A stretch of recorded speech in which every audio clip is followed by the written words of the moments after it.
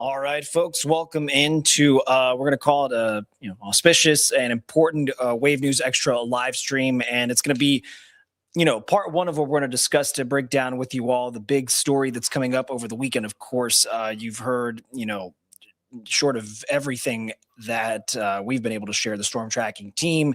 And what we're going to focus in on is just to give you an idea, I'm sure in your own specific ways for your homes, your apartments, and any other family needs you all might have just to get ready. If you have to work over the weekend, which we will be working, just to let you all know about what is going out on the ground and in the skies. But otherwise, if you can, the point was to stock up and get what you need, tools and food-wise, to be home. And just to give you a sense of just how much work and other resources are going into bracing for what is coming up. For reference, a little earlier today, and for those of you joining us here on the live stream on the Wave Now app or on Facebook, YouTube, Twitch, and X, maybe you were around for the major disastrous winter storm of 1994. Well, today the mayor, Craig Greenberg, saying to his recollection, the city hasn't seen this much snow forecast in such a short period of time since that fateful storm. And yes, while the city is better equipped now than it was 30 years ago, still leaders are wanting people in their own small ways, individually and within family groups, to be ready. This is the report that our Wave News reporter, David Mattingly, has an update on to show you the scale of that city level response for the weekend. City plows working 24/7, clearing 2,700 miles of metro roads in a storm that could dump in excess of 15 inches of snow adds up to one big request from Mayor Craig Greenberg. If you're parked on a city snow route, moving your car would help a lot. One other advantage of not having your car parked on a snow route is you will not be plowed in, which is incredibly annoying and difficult to shovel yourself out. Metro officials want you to be prepared now to hunker down and stay warm through what could be one of the snowiest weekends in decades. Already, LMPD is asking for patience. Once the snow rolls in, LMPD expects our response times to slow down significantly. And Louisville Fire is asking for your help too by clearing snow off of neighborhood fire hydrants. Is that your responsibility? Absolutely not. But we are all in this together, and you can really help out the community if you clear out those hydrants, which makes it easier for us to find them when we come and respond to an emergency. If your plan is to get away from it all, there's also some advice. Louisville Muhammad Ali International is prepared to keep runways clear for UPS and passenger flights. But if you're flying, check with your airline first. I would anticipate and to just be prepared that if you have a flight that's later in the day tomorrow or earlier in the day Sunday, most likely it's going to be impacted here in Louisville because that storm system is going to set in and stay here for over 24 hours. And that was our David Mattingly with that update right there. And as far as the press conference that David was there and attending to perhaps questions and answers that Metro leaders were able to give, there were some questions about what to do if more ice shows up in the forecast and the power starts to go out. That is something that as we get any new information, not only, of course, Metro Emergency is going to want to fine-tune and adopt that data. The storm tracking team is going to let you all at home know what that implies. Louisville Gas and Electric, LG&E, they say they have resources ready to move if problems start popping up. The city has its own recommendations and resources. If your power does go out, we'll have that for you up on wave3.com. There's also the city link. The URL actually is LouisvilleKY altogether. .gov. So there you've got a sense of the macro preparation for you at home. That likely meant making maybe a 5 to 10 minute run if you could in your own mind and think you were going to restock the fridge. But that's if you beat the lines, because here is evidence about, people using the time that they had overall wisely to go to the store. These are viewer images sent to us from the Kroger on Terry Road very early this morning. Lots of bare shelves. You could see what was bought really quick. The essentials like milk, eggs, and bread. The sender made a quick observation to us, the Wave News team, that if you wanted to buy unsweet tea, there were still those gallon jugs left, but that's for you unsweet tea drinkers. If that's what you prefer, the sweet tea very much well and gone. A Kroger associate at that store on Terry Road told us the store was actually packed from the beginning. 6 this morning, and even early into their shift, workers had received more than 100 pickup orders. So that's the case for Kroger shoppers in one part of town. Here at the Mid-City Mall Value Market, our camera crews were able to see a pretty decent flow of folks coming in to grab their last-minute groceries. A lot of people going in to get some of the essentials. But we met one neighbor out in Wave Country leaving the store who took a different approach. He shared how he is going to hunker down a little differently.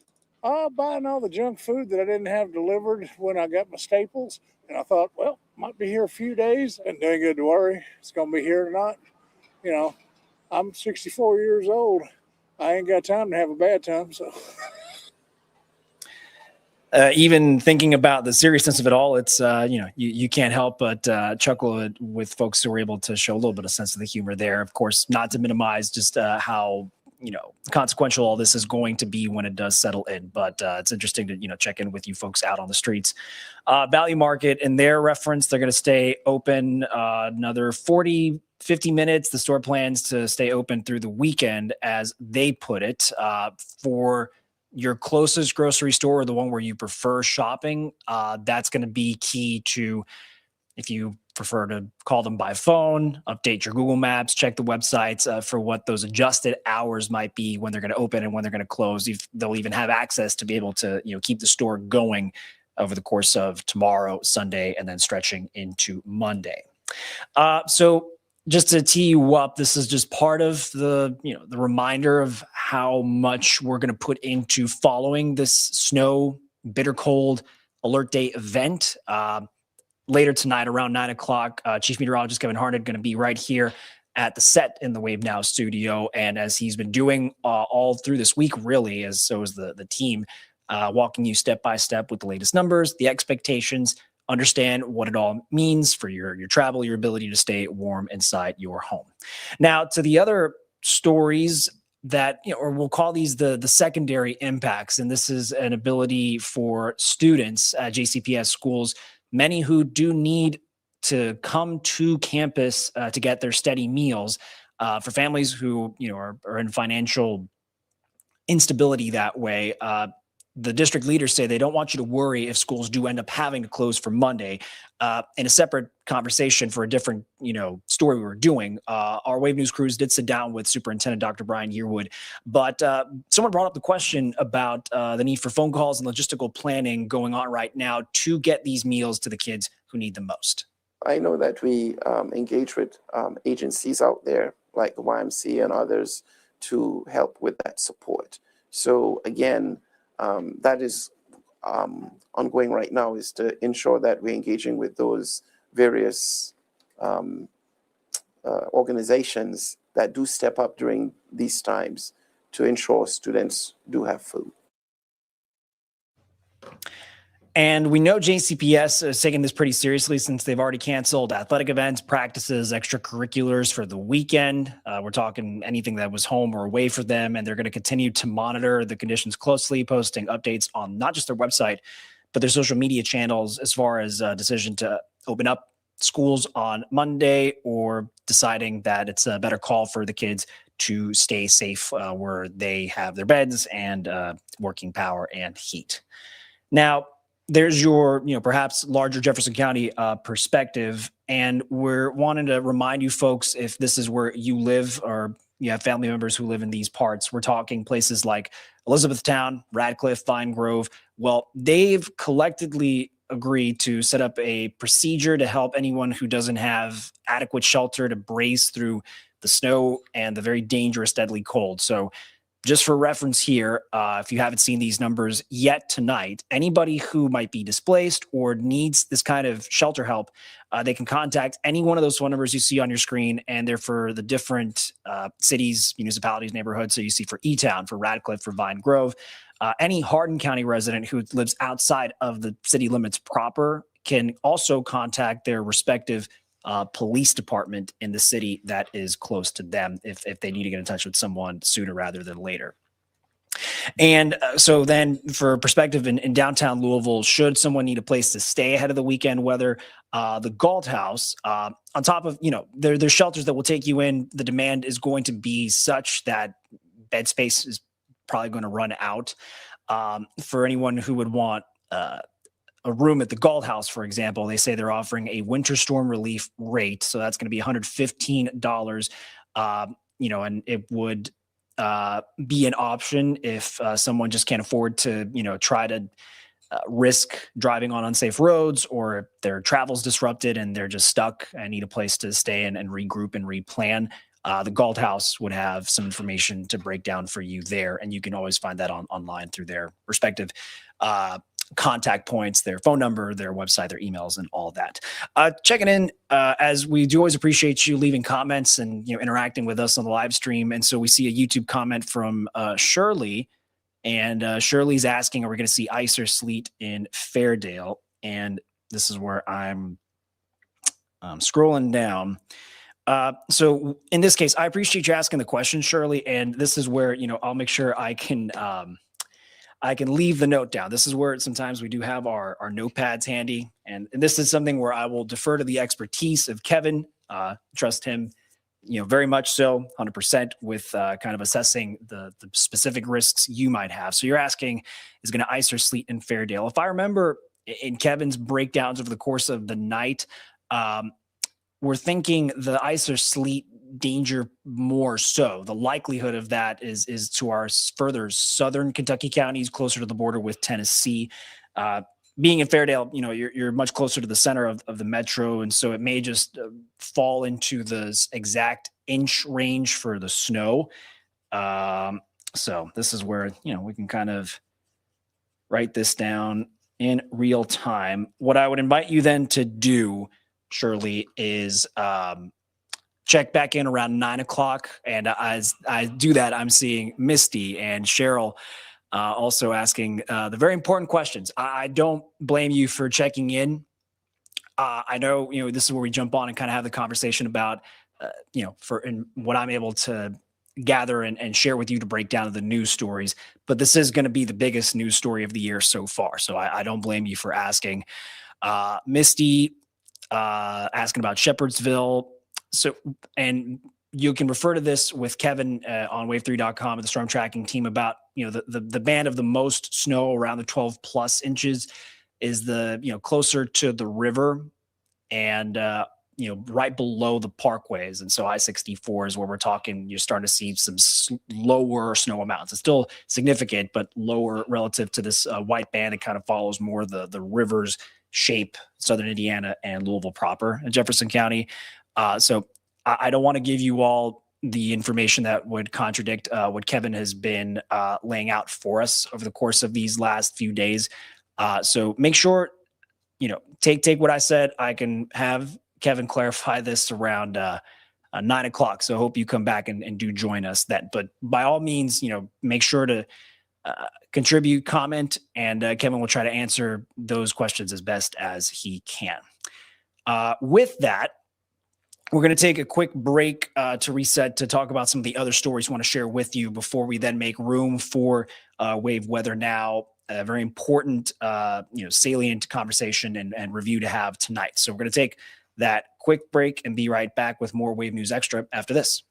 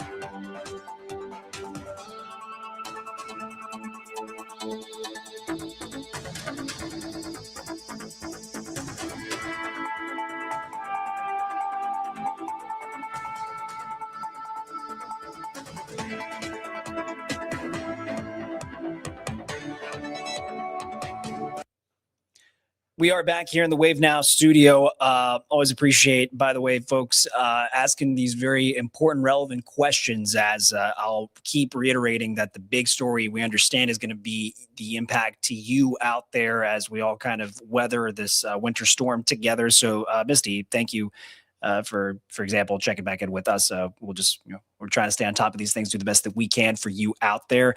Cheryl, again, as well as Shirley asking, for example, the snow amounts. It really just depends on our geography.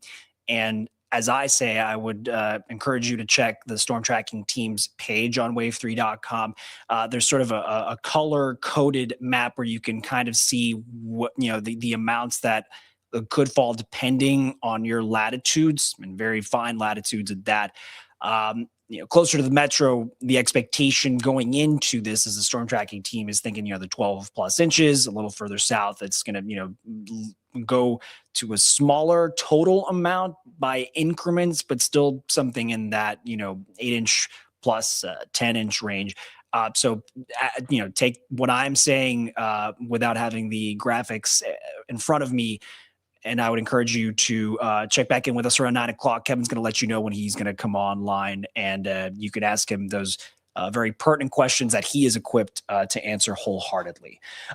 In the stories for today's news, as this is also an opportunity to share, what we're working on and reporting through this way, through you tuning in at home on our special, over-the-top app, or here on the live stream. So we wanted to give you a sense of a little more of our conversation and our interviewing, our reporting as to how JCPS leaders decided how and where to make their budget cuts, the goal being to try to eat into that $188 million deficit. Wave News reporter Fernando Garcia Francischini sat down with Superintendent Dr. Brian Yearwood, and he stands by the decisions that he's made up until now. We really have to look at what can we truly afford. And that has sort of brought us into this condition that we are in. Great initiatives, great ideas, but can we truly afford this? That is the question Dr. Yearwood says is guiding the district when deciding how and where to make the necessary budget cuts. On the shopping block are school safety administrators, a program JCPS plans to take $3 million away from. Although we cut back on positions, the expectation is we don't cut back on our processes and our protocols that are in place to ensure the safety of our schools. Right now, there's one safety administrator in every school. Dr. Yearwood says under the new budget, someone at the school will still enforce the safety protocols. It just won't always be safety administrators. JCPS leaders are also moving forward with closing King and Zachary Taylor Elementary, a decision Dr. Yearwood called heartbreaking. That's one of my toughest decisions, to close a school. But we have a responsibility to our taxpayers. And while he said more schools could close in the future, Dr. Yearwood says he plans on getting more input from school principals and staff before making decisions. I'm going to do more going forward to increase the voices of our principals. If you're curious to follow along in the reporting that we've been doing, it's not just Fernando, but really the Wave News team writ large, as I'm fumbling through this earpiece here. But Fernando did have a 25-minute long conversation with the superintendent, Dr. Yearwood, so you could read much more of what he had to say. This is going to be a report that you can find on our website, wave3.com. In more news updates to share with you, we know now the family of the 15th victim who's died as a result of the UPS plane crash. Well, they are filing a lawsuit. This is the family of Alan Rodriguez Colina. He was working November 4th when UPS flight 2976 crashed very shortly after it took off. Rodriguez Colina spent weeks in the hospital before he then died just last Christmas Day. The family's lawsuit reveals that he is survived by a 16-year-old daughter. And we know other lawsuits have been filed on behalf of other crash victims. Their families now seeking whatever the remedies are available to them through a civil court. As we know, the National Transportation Safety Board is also continuing its investigation into the crash. More updates for you on tonight's Wave News Extra. A woman on the FBI's most wanted list for parental kidnapping cases. Well, she was in court today. Investigators connected. You remember when we broke the story of Deborah Newton? This was the case that dates all the way back to 1983 for a missing person, a child from Louisville. Wave News reporter Marissa Burke shares what played out today in a courtroom. Friday was the second court appearance for the woman accused of kidnapping her own daughter more than 40 years ago. The Commonwealth attorneys are requesting more evidence so the case can move forward. I've provided a very limited amount of discovery at this point in time. I do expect there to be more. Specifically, there was a statement made by Ms. Newton when she was taken into custody by law enforcement in Florida. I have not received a copy of that yet. That information will be vital as prosecutors work through Deborah Newton's case, which started back in 1983. Newton told her husband, Joseph, she was relocating to Georgia, but when he went to join her more than a year later, Newton and his 3-year-old daughter, Michelle, were nowhere to be found. In 1985, 2 years later, the FBI listed Newton as a fugitive. The case went cold for 15 years. After Jefferson County officials could not reach Joseph, the case was dismissed without prejudice. In 2005, Michelle, who would have been 25 at the time, was taken off of national missing child databases. But the quest to find her was not over. In 2015, a family member asked the Jefferson County Sheriff's Office to revisit Michelle's case. The case was re-indicted a year later. The biggest break came in 2025 when a tip led investigators to Marion County, Florida, where they found Newton and arrested her.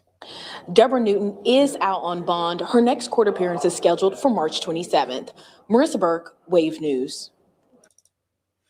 Another update here. We want to show you this latest look at some plans to redevelop Mid-City Mall in the Highlands.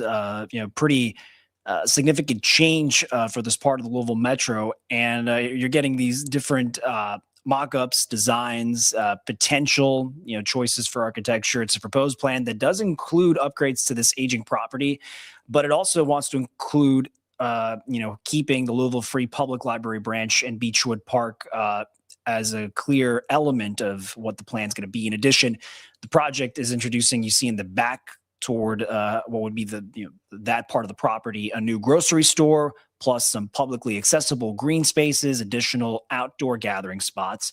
The company fleshing this idea out is Branch Properties of Atlanta. They say they're going to be working alongside the family that owns Mid-City Mall's property. The company says it specializes in developing and it operates multiple Publix grocery stores around the U.S.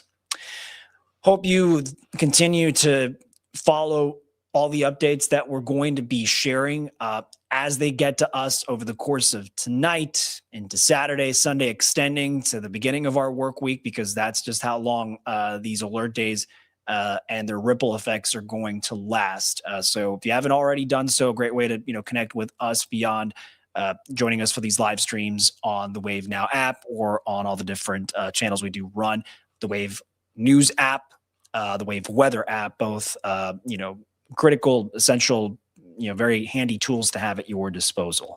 And for folks, for example, like, again, I'll shout out Shirley, Misty, Cheryl, great that, we want to hear from you, especially on nights like tonight. We'll be back here reset around 9 o'clock, and Chief Meteorologist Kevin Harnett's going to walk you through the latest information, the models, the path, the timing, the data. He's going to take care of that for us. What we're going to do is take another quick break on the short live stream for Wave News Extra to share the last batch of stories that we want to let you know as we head into this very unusual weekend. May likely go down in history when it comes to Louisville and Kentucky and Southern Indiana winter events. All right, we're going to take the short break and be right back.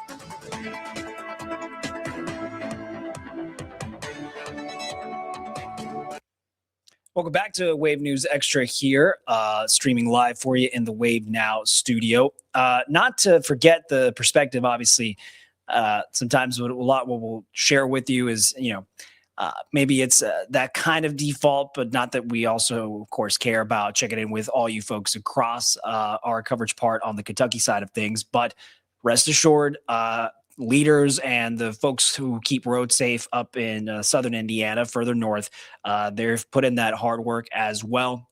When Kevin comes in around 9 o'clock, you're going to see where this band of what we think is the most snowfall is going to fall and sort of fall, kind of mirror the shape of where we're at right on the Ohio River. To that end, what does snow prep look like at our last check in southern Indiana? Here is Wave News reporter Alina Noakes with this vantage point. We're here in southern Indiana where communities are trying to make sure people are prepared for this winter weather. The sound of bagging groceries came unexpectedly Friday as Community Action of Southern Indiana opened up their food pantry to a daytime crowd. I'm grateful for everything. We just had one on Wednesday, and so we still have more food, so we're like, why not? Let's have another one. So. Cassie put out this social media post, and word got around. All right, you ready? I'm ready. Okay. And I figured I was bringing stuff to the blessing box today anyways, and my family could use the extra food for, when the storm comes. An open door when the winter weather is forcing many to close their doors and stay inside. Do y'all want frozen strawberries or blueberries? Oh, just strawberries. By midday, Cassie had already managed to feed about 40 families. Don't know how long the storm's going to be and the food's going to last. That's the biggest fear and worry. Make sure we're going to be secure. A lot of places you don't find this. People reach out and help you out in your time of need. So it's very much a blessing. While households are preparing with the community's help, cities are making sure their people are safe.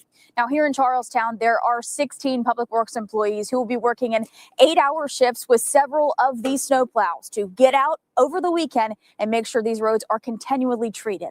Last time it was almost like a winter lasagna with snow and ice layered in. And so I think one of the good things about this one is it looks like it's going to be mostly snow.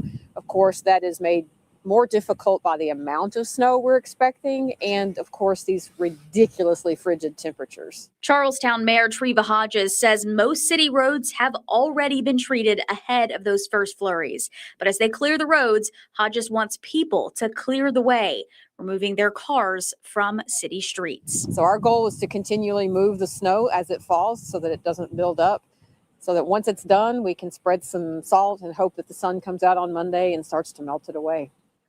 Mayor Treva Hodges, of course, is still encouraging people to just stay home. It's going to be very cold. We're going to have a lot of snow. And for her crew's safety and the safety of you guys at home, please stay home and stay warm. In Charlestown, Alina Noakes, Wave News. So in the same vein, you all trying to maybe get the snow clearing tools and equipment you needed before time ran out. This was our check-in a little earlier at Brownsboro Hardware and Paint. We're talking not just the shovels, apparently, ice melt and sleds flying off the shelf all week. They just got a new shipment in this afternoon, but people very quickly, those in line coming in to snag what they needed to clear the snow and ice from their sidewalks and their driveways. We actually talked to some folks in what was a longer checkout line during the day. I've already purchased a shovel already and loaded it in the car. I had to come back in and get a sled. Man, I got me a little snow, what is this thing? Ice scraper for the car. Yes, sir. Shovel, wood shovel, metal bottom. Now we just need a new one. The one that's plastic is probably not gonna get through this season. Yes, sir. Might get a lot of work and check in if you do need an emergency tool, shovel and everything in between that, depending on where you like to shop for your hardware. Whatever their open hours are going to be, just be mindful of that as we move through the weekend. So talking snow in the forecast, another thing to do in the checklist for homeowners and for car owners. Let's go through some of that right now, just as, again, never too repetitive. When you're talking below freezing temperatures, that could damage a lot of your home's heating and your plumbing. So as we did, not too long ago in, very early winter 2025. There's going to be the kind of nights to keep that very pencil thin drip in your faucet, leave cabinet doors open so the warm air could get to that part under the sink. And then there are some things you should keep in mind as well when it comes to windows. You also want to make sure that you check your windows, the stripping and the sealing around the windows, and keep those drafts out. Set your temperature, your thermostat at a reasonable level, because you have to keep in mind your rooms may feel warm, but that air between the walls gets cold, and that can impact pipes as well. As for your car, remember, cold and snow can sap batteries, energy, and the tires. It can damage that as well. It's also probably a good idea to get a battery tested before the weather hits. Finally, be sure to replace windshield wipers if you haven't done so, or it's been a while since you last got a fresh pair of wipers. And also have emergency kit that has blankets, gloves, and a flashlight. So we're going to, of course, work our hours as we do at this time of the night. This is, we're always working and making sure on top of breaking news and the stories. So what we want to do is invite you all to check back in with us as we, look ahead to the weekend on Wave News at 11. On top of Kevin sort of leading things off with a breakdown of our alert day forecast. For example, our reporting team has some things they want to share with you. Our Julie Richardson checking with salt suppliers, salt providers, about the ongoing need to, at a huge industrial volume scale for, city governments and even for, small homeowners. And then, so while Julia will work on that report, our Meredith Lee following up with electric crews, so the power crews and food safety leaders, about what could happen to your own stocks, your shelves, your perishables, and those items should you lose power. Just a reminder of what you can do if we do get to that point. Now, even if the power does go out, we are still going to be on the air, meaning we're going to be, live streaming and an ability to get you the information you need. So through your smartphone, and hopefully you would then have the ability to charge that or your computers. We're going to be streaming on Wave all our weather updates to keep you informed of the latest current conditions. 2 specials. Our first is going to be tomorrow from 7 to 7:30. There's another one to cover Sunday's updates from 4 to 5 p.m. The whole team working, here at the office, online, out on the streets and the hills and the fields, tracking those conditions. So be sure to catch us where you would tune in for us regularly on the Wave Now app, free to download on your Rokus, your Fire TVs, your Apple TV devices. And we're probably going to make sure to stream that as well, where you would be joining us on the YouTube, Twitch, and X. Facebook, maybe there's a bit of a snag right now. Not sure if that's just on the platforms and for them. But we'll do our best to get that information, and so you can find us whenever and however that is needed. You can also stay up to date by downloading the free Wave Weather app, our free Wave News app. A reminder there, as well as our website, wave3.com. I always remind you, for the folks who spend a lot of time with us here on Wave News Extra, the best, latest information of what's going to be our major stories, our forecasts, breaking news, original investigations, in-depth analysis of this kind of stuff right here at your fingertips on really the home base of it all is wave3.com. We're going to wind things down here for this live stream for Wave News Extra. But again, hope you guys come back around 9 o'clock. That is when Chief Meteorologist Kevin Harned is going to spend the time he needs to answer those questions. Come back, let us know, Shirley, Misty, Cheryl, and everyone who's curious about how things might shake out. Kevin will try to answer those questions as best as he can. There's only probably so much that he can manage, so because he's going to want to show you everything that they have published with the graphics, and you can understand what's going on. So make sure to join us tonight around 9. Be warm, be safe out there. Hopefully you've got everything you need to weather the storm out as we get to next Monday and Tuesday. Know the numbers you need to call should you run into an emergency or just a pickle of some sorts. And hope we can all make it out of this toward warmer days when the snow does start to melt. I'm Jose Sosaya. We'll see you tonight at 11 on Wave News at 11 as well.